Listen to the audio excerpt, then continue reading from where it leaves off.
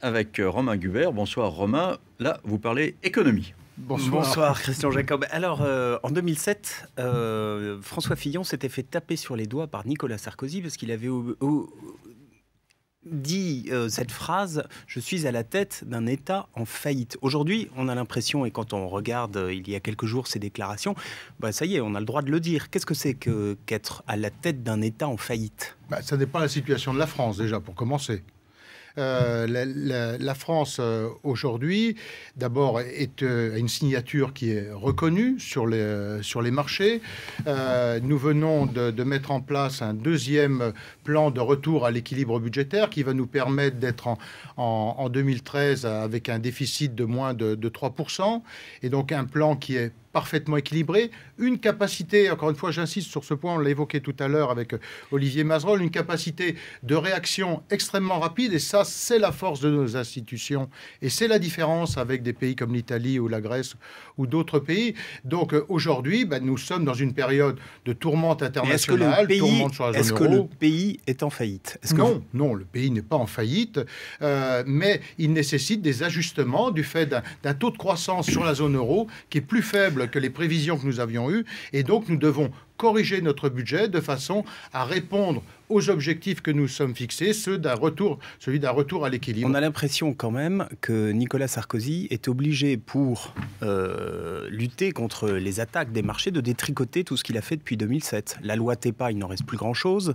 Il a été obligé de revenir sur un certain nombre de mesures qu'il avait, de cadeaux fiscaux notamment, qu'il avait été obligé de faire en 2007. On ne parle pas de cadeaux fiscaux, puisque l'intérêt de cette loi TEPA était de booster la croissance. Là, nous sommes dans un contexte de tourmente qui n'est pas spécifique à la France. C'est toute la zone euro et même bien au-delà de la zone euro. Et donc, il y a nécessité de s'adapter. Et c'est ça, la compétence et la qualité d'un chef d'État, c'est cette capacité de réaction. Et donc, aujourd'hui, ce que nous avons fait avec ce plan, qui est un plan parfaitement équilibré, c'est-à-dire à la fois la mise à contribution, on l'a évoqué tout à l'heure, des entreprises, en préservant les PME, puisque cela va concerner les entreprises de plus de 250 millions de chiffre d'affaires, qui auront une légère augmentation de leur taux de fiscalité, la TVA à 7%, et puis également la fiscalité du patrimoine qui va se rapprocher de l'impôt sur le revenu.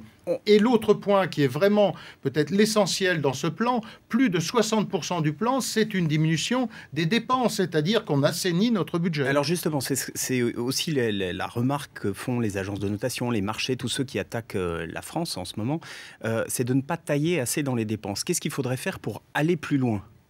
Je pense que nous allons suffisamment loin pour répondre à l'objectif d'un taux de croissance revu à la baisse, comme nous venons de le revoir. Ce que nous avons fait sont des réformes structurelles. Regardez la réforme des retraites. D'ailleurs, quand on entend la gauche s'être mobilisée, comme elle s'est mobilisée, M. Hollande, contre cette réforme des retraites, imaginez qu'on ne l'ait pas fait. C'est 5 milliards de déficit supplémentaires sur cette seule année 2012 si nous n'avions pas fait cette réforme. Ça appelle aussi M. Hollande à un peu de responsabilité lorsqu'il fait des déclarations dans tous les sens pour essayer de gagner sa primaire dans les conditions où il l'a gagnée. Alors, il y a eu un premier plan qui a été fait à la fin de l'été, le 24 août, présenté par François Fillon, avec un certain nombre de mesures qui vont rapporter 10 milliards. Et puis, cette semaine, un second plan.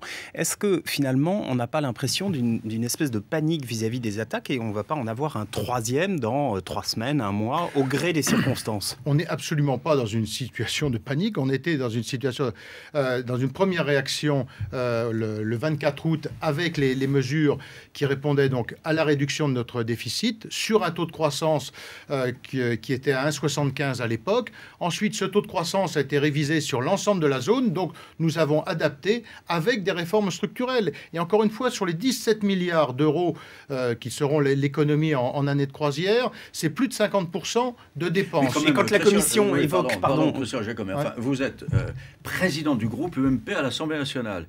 Ça ne vous énerve pas ? Tout à l'heure, vous m'avez dit, Roselyne Bachelot, elle est ministre, c'est les parlementaires qui décident. Très bien. Qui votent. Eh bien, voilà, vous votez un budget dont vous savez déjà à l'avance qui n'est plus bon. C'est pas énervant, c'est pas irritant ?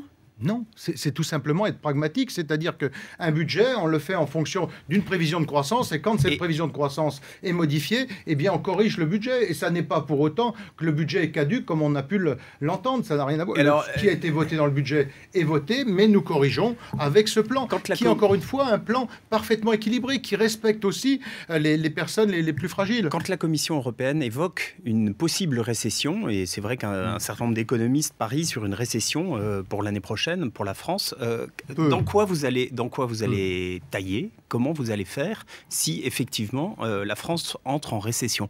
Augmenter les taxes, ce serait tuer la croissance. Qu'est-ce qui reste? Écoutez, à ce moment-là, si nous sommes dans cette situation, nous aurons la capacité de réaction et nous le verrons le moment venu. Aujourd'hui, nous avons un plan qui correspond parfaitement à nos objectifs de croissance. Si dans 6 mois ou 8 mois, le taux de croissance est revu, eh bien, on verra comment l'adapter. Ça veut dire qu'on ira vraisemblablement plus loin dans la diminution des dépenses. Mais ça n'est absolument pas d'actualité aujourd'hui. Et la diminution des dépenses, ce serait quoi? Un gel du traitement des fonctionnaires? Ce serait, Ça, c'est déjà le cas depuis 2 ans. Le point indice, la fonction publique existe déjà, ça fait 2 ans qu'il est en place. Écoutez, pour le moment, la question ne se pose pas. Vous savez, le pragmatisme, c'est aussi de répondre à des questions qui sont posées. Il y a réajustement de la croissance, immédiatement, nous réajustons notre budget. D'accord. Les agences de notation encouragent à ce que l'Union européenne, et notamment la France et l'Allemagne, se coordonnent davantage. On voit que les Allemands, du côté des Allemands, le ministre de l'économie veut renforcer le pouvoir de la Commission et notamment le pouvoir de sanction. Est-ce que c'est quelque chose qu'on peut envisager? Est-ce que la France serait prête à abandonner un certain nombre d'éléments de sa politique budgétaire pour se marier avec l'Allemagne et avoir une politique commune en matière budgétaire, ce qui serait un élément tout à fait nouveau en termes de gouvernance du pays? Je pense que de fait, on va de plus en plus vers un renforcement d'une gouvernance commune. Et l'harmonisation que nous sommes en train de faire avec les Allemands, nous venons de le faire sur le taux de TVA pour partie.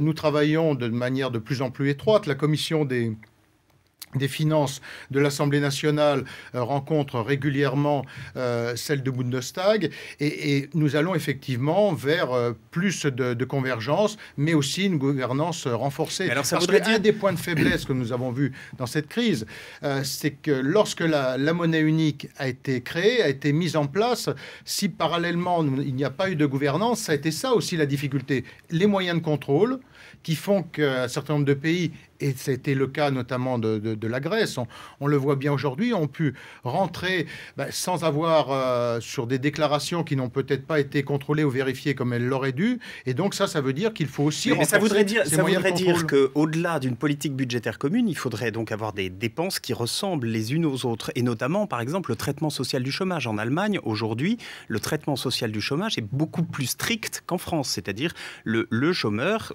touche effectivement une pension tout à fait convenable, mais beaucoup plus dégressive qu'en France. Sur l'assurance maladie, c'est la même chose. Le modèle social allemand est très différent du nôtre. Il est beaucoup plus... Mais vous savez, l'harmonisation, c'est converger vers des points communs. Donc, vous citez ces 2 exemples. Il y a celui des salaires aussi, qui sont plus élevés en Allemagne qu'ils ne le sont en France. Il y a le coût de la santé, où, comme vous l'avez dit, le restant dû en France est à 9%, je crois, en moyenne, qui est un des taux les plus bas dans l'OCDE et vraisemblablement au monde.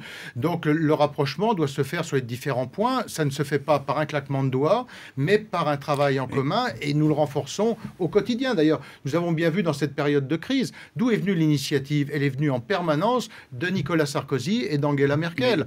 Et nous avons réussi à nous mettre d'accord sur un plan en faveur de la Grèce et du renforcement de la zone euro, parce qu'il y a eu cet accord. Quand même, Christian Jacob, est-ce que ça ne vous gêne pas qu'il ait fallu quand même qu'on entende le mot discipline prononcé avec l'accent allemand pour qu'on se dise, tiens, finalement, c'est vrai, discipline budgétaire, c'est pas forcément stupide?